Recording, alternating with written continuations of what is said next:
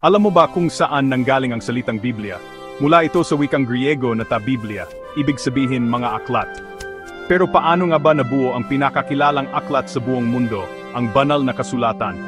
Ang Biblia ay hindi lamang isang aklat, kundi isang koleksyon ng mga batas, kasaysayan, tula at propesya. Isinulat ito ng higit 40 tao sa loob ng halos 1,500 taon, mula sa mga propeta at hari hanggang sa mga alagad ni Kristo. Ang salitang kanon ay nangangahulugang panukat. Ito ang pamantayan ng mga aklat na kinilalang banal at may awtoridad. Hindi ito nabuo ng sabay-sabay. Daan-daang taon bago ito tuluyang mapagsunduan ng mga simbahan.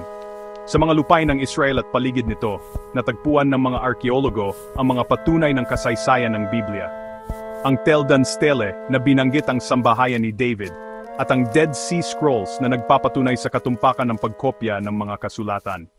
Mula sa mga propeta hanggang sa mga apostol, ang salita ng Diyos ay lumakbay mula sa mga scroll patungo sa mga aklat. Isinakripisyo ng mga tagapagsalin tulad ni na Wycliffe at Tyndale ang kanilang buhay upang maipasa ito sa wikang naunawaan ng lahat.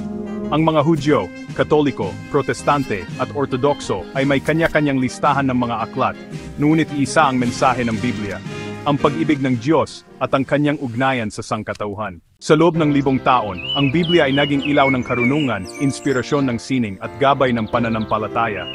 Ito ay higit pa sa kasulatan. Ito ay patotoo ng ugnayan ng Diyos at ng tao.